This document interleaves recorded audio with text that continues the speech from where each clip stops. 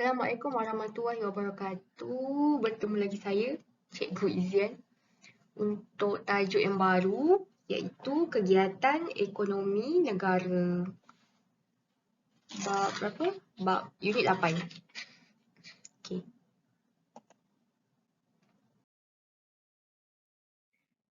Okey, kita pergi kepada subtopik yang pertama, majunya negaraku. Okey, perkembangan ekonomi berlaku sejak Kerajaan Melayu Melaka sehingga kini. Maksudnya dari zaman para mesuara dulu dah berlaku dah perkembangan ekonomi sehingga Malaysia yang sekarang. Kegiatan ekonomi negara bermula dengan pertanian dan berkembang sampai sekarang jadi industri, kepada bentuk industri. Nanti kita akan lihat pertanian apa yang dibuat dan sekarang ni jadi industri apa. Dan kegiatan ekonomi ini juga memberi sumbangan besar kepada kemajuan negara.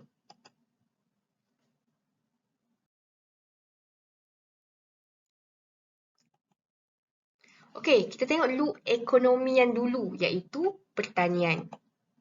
Okey, ni saya rasa semua orang tahu ni apa. Sawah, padi. Okay, kalau dekat Malaysia ni dia ada dua jenis padi iaitu padi huma dan padi sawah. Padi sawah ni yang biasa dekat bawah lah kan. Yang dekat Selangor ada, dekat Sekincan. Kalau ada kampung kat Sabak Bernam, macam kawasan kampung saya memang sawah padi lah. Kalau padi huma ni kebanyakannya di lereng-lereng bukit. Saya pernah pergi Sarawak, saya pernah jumpa padi huma ni. Okey, yang kedua, yang ni siapa tahu? Ini adalah tanaman apa? Ladang apa ni? Okey, kalau awak tengok yang merah-merah tu kan.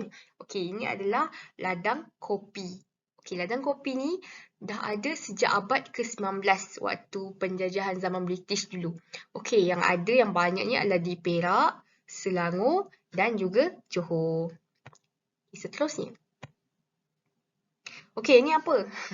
Ia banyak di Johor dan Sarawak jadi tanaman ekspor. Apa ni? Kalau tengok kecil-kecil tu kan. Warna-warna hijau tu kan. Dia dalam dia tu nanti bila buka warna hitam. Ini adalah ladang lada hitam. Dan dia banyak di Johor, dekat sinilah, dan Sarawak. Okey, seterusnya ni. Ni saya semua tahu. Dan mungkin awak pun minum juga. Ni adalah ladang tebu. Dibuka di seberang Perai, Perak dan juga Perlis. Dan tebu ni dia akan diproses untuk menjadi gula-gula yang awak guna tu lah. Itu berasal daripada tebu. Seterusnya, pertanyaan apa lagi? Okey. Ni pun orang tahu kan apa ni. Ini adalah nas, ladang nanas. Okey, kebanyakannya ada di Johor, banyak dekat sinilah, Perak dan juga Selangor sejak 1920-an. Wujudnya disebabkan ada ladang nanas ni, wujudlah perusahaan mengetin nanas. Seterusnya, ni. Ini adalah ladang. Ni pun semua orang tahu. Ladang koko. Banyaknya di Sabah, Pahang, Perak dan Selangor. Digunakan dalam pengeluaran coklat. Coklat-coklat awak makan tu, coklat Cadbury lah. Ini adalah daripada pokok ni. Ladang koko ni.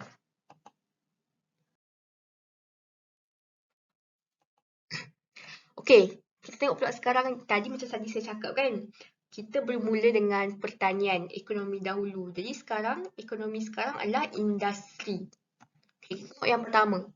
Okey, industri apa ni? Industri, tahu ke tidak? Okey, ini adalah industri getah. Dilakukan sejak awal abad ke-20-an di Selangor, Perak, Melaka, Negeri Sembilan dan di sini juga di Johor.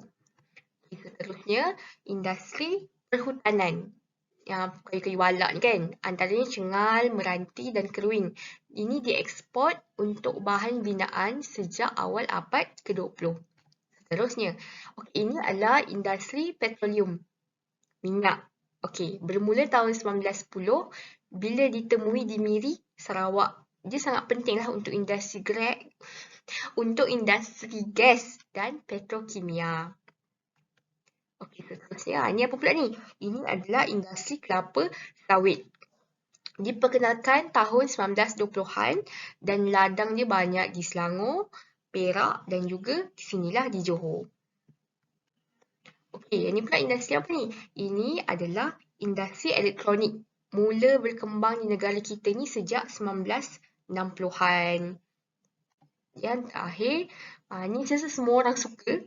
Semua orang nak sangat pergi, lagi-lagi sekarang ni, industri pelancongan.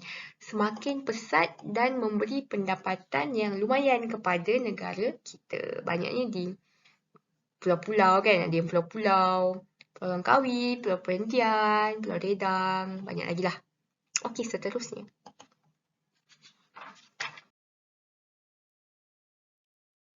Okey, subtopik yang kedua adalah bumi berjasa. Okay, pertanian merupakan penyumbang utama kepada ekonomi negara kita. Zaman dahulu, kisah zaman dahulu, pertanian dijalankan secara tradisional dan turun-temurun. Maksudnya turun-temurun ni daripada bapa ke anak, anak ke anak, anak dia turun-temurun. Contoh sawah padi tu, bapa dia punya nanti turun ke anak, dia macam tu. Secara turun-temurun lah. Antara kegiatan pertanian tradisional ni seperti tanam padi, menternak haiwan, lembu ke kambing ke, menangkap ikan, menjala semua. Okay. Dan sekarang dia dah bertukar lah kan. Hari ini kegiatan pertanian dijalankan secara komersial seperti penanaman getah yang kita tengok tadi, kelapa sawit, pembalakan, menternak ikan, ayam dan lembu tapi secara besar-besaran. Kita tengok seterusnya.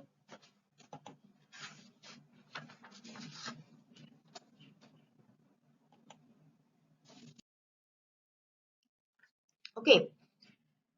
Kita tengok perbezaan pertanian tradisional dan pertanian komersial. Pertanian tradisional yang dulu lah. Yang pertanian komersial yang sekarang punya. Okey, kita tengok pertanian tradisional dulu. Diusahakan oleh penduduk tempatan. Guna peralatan mudah. Ini peralatan yang senang-senang je lah. Guna tenaga kerja yang banyak. Ini yang kalau ada anak ramai ni mudahlah. Maksudnya sebab menggunakan tenaga kerja yang banyak. Macam pergi sawah padi ke, kan ramai orang kan. Tapi sekarang ni dah guna mesin. Okey, untuk sara diri. Pertanian ni diusahakan hanya untuk sara diri. Bukan untuk dipasarkan kepada orang. Okey, kalau kita tengok pertanian komersial pula, diusahakan secara perladangan. Banyaklah buka ladang, kelapa sawit. Maksudnya secara ladang. Okey, tujuan dia untuk kegunaan tempatan, kegunaan negara kita dan untuk ekspor. Untuk ekspor keluar negara. Maksudnya untuk dipasarkan besar-besaran lah. Dan juga tadi guna tenaga kerja yang banyak ni guna tenaga buruh dan teknologi moden pula. Macam saya cakap tadi dah guna mesin, ada jentera, jentolak macam tu kan. Dan memerlukan modal yang besar. Bukan untuk sara diri sahaja. Ni sebab untuk pasarkan memerlukan modal yang besar lah.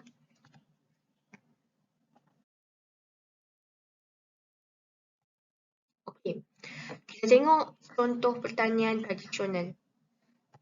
Dia ada 3 pembahagian. Pertanian, peternakan dan perikanan. Okey, kita tengok yang pertanian yang pertama, menanam sawah padi. Yang ni macam saya cakap tadi lah, kebanyakannya di belah-belah Kedah, belah-belah Selangor menanam sawah padi.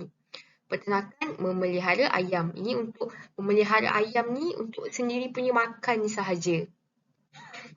Perikanan, memancing. Memancing untuk bawa balik ke rumah, makan. Untuk kita, maksudnya untuk keluarga sahaja, untuk sara diri sahaja. Okey, pertanyaan yang kedua, menanam sayur belakang rumah. Kadang-kadang kalau awak balik kampung kan, ada atuk nenek awak tanam pokok cili lah. Jadi mudah lah, daun kari lah. So, ambil sahaja untuk kegunaan diri sendiri. Untuk kegunaan keluarga lah. Memelihara lembu. Dan juga menjala. Memancing awak tahu kan beza memancing, menjala guna jala lah. Banyak sikit dapat. Okey, ni pertanian tradisional yang dulu.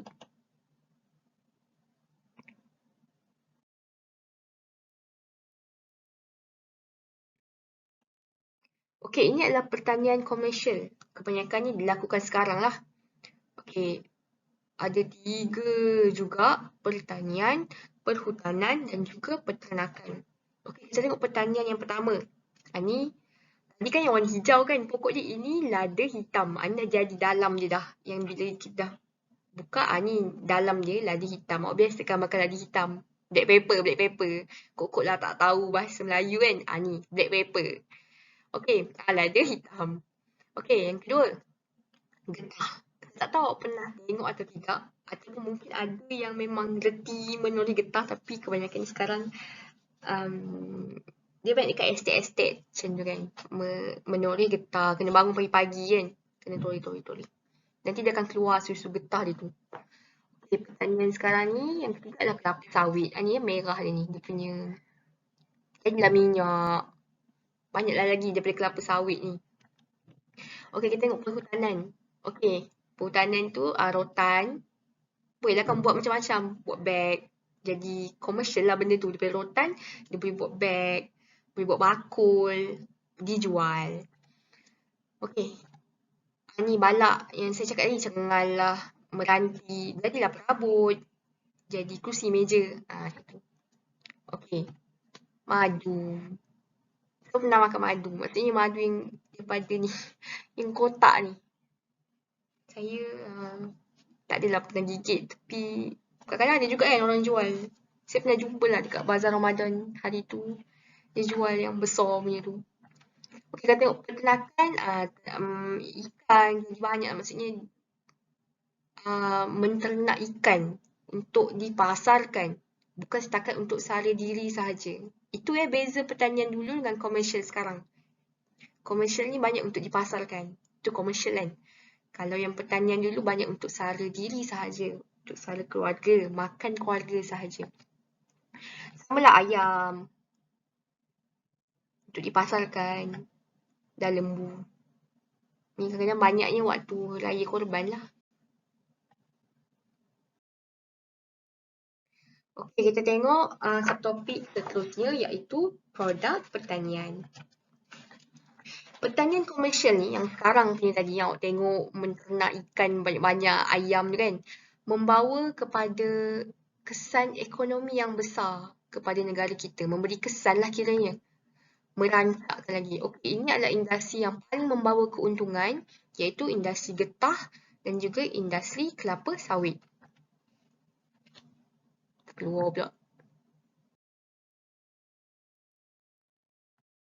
Okey. Disebabkan tadi saya cakap getah dan kelapa sawit adalah yang paling besar, yang paling banyak memberi sumbangan dan membawa keuntungan kepada Malaysia. Jadi kita tengok apakah sumbangan kegiatan pertanian komersial getah dan kelapa sawit kepada negara kita. Yang pertama, okey, industri getah dan kelapa sawit ini dapat menjanakan pendapatan negara. Okey. Ya, hasil kelapa sawit ini akan dieksport dalam bentuk minyak mentah dan minyak yang telah diproses. Dieksportlah ke luar negara daripada kelapa sawit tadi. Dan kalau getah, dieksport dalam bentuk sarung tangan dan juga benang latex. Tak silap saya, negara kita antara pengeluar utama juga sarung tangan. Top glove, kan? Top glove. Ada cakap. Antara yang terbesar jugalah di dunia. Dan benang latex ni inilah benang jahit baju tu. Benang yang gulung-gulung ada warna-warni tu kan. Itulah tu benang latex. Okey, yang kedua. Apa sumbangan dia? Sumbangan getah dan kelapa sawit ni mewujudkan so saya salah je lah. N tak ada mewujudkan peluang pekerjaan. Okey. Lambat. Okey, peladangan getah dan kelapa sawit ni memerlukan tenaga buruh yang ramai. Pakcik saya pun jadi tukang kait kelapa sawit. Tukang kait. Getah yang tu kan. Getah memerlukan tenaga buruh yang ramai. Jadi menyebabkan wujudlah peluang pekerjaan. Okey, penduduk tempatan dapatlah melibatkan diri dalam sektor ini, getah dan kelapa sawit.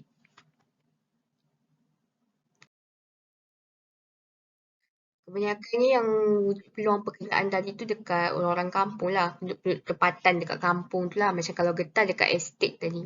Okey, yang ketiga. Semangat yang ketiga. Melahirkan industri hiliran.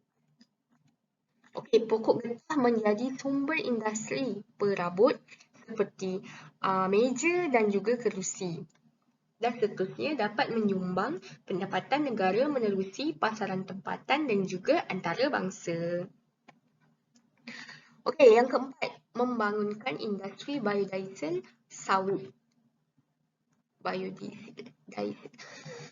Okey, yang pertama, industri kelapa sawit telah menghasilkan biodiesel. Sorry kalau pelik sebutan saya, menghasilkan biodiesel sawit. Okey, pokok kelapa sawit ini diproses menjadi produk yang pelbagai. Macam-macam lah kan. Jadi minyak masak lah. Jadi minyak rambut lah. Dapatlah menjana pendapatan. Ya Allah, typo lagi. Pendapatan. K tak ada. Jana pendapatan negara melalui ekspor. Dia tak. Maksudnya industri ini tidaklah dipasarkan kepada negara je. Dia keluar negara. Sebab itulah banyak getah dan kelapa sawit ni banyak memberi menjana pendapatan negara kita lah. Macam tu. Yang terakhir, sumbangan dia yang kelima adalah memajukan industri asas tani. Yang pertama, okey, tujuan industri asas tani ni macam kita pasarkan santan sawit lah kalau pernah dengar kan. Tujuan dia untuk meningkatkan pengeluaran bahan makanan. Contoh macam keripik-keripik ke. Itu asas tani lah tu. Kan awak pernah jumpa kan kadang-kadang made from Malaysia. Itu dalam kelompok asas tani lah tu. Kelompok Leko ke. Itu antara salah satu lah.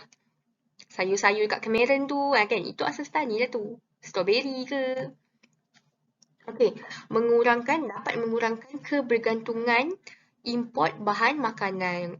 Maksudnya kadang ada sesetengah negara yang dia tak ada macam negara kita. Maksudnya kelapa sawit.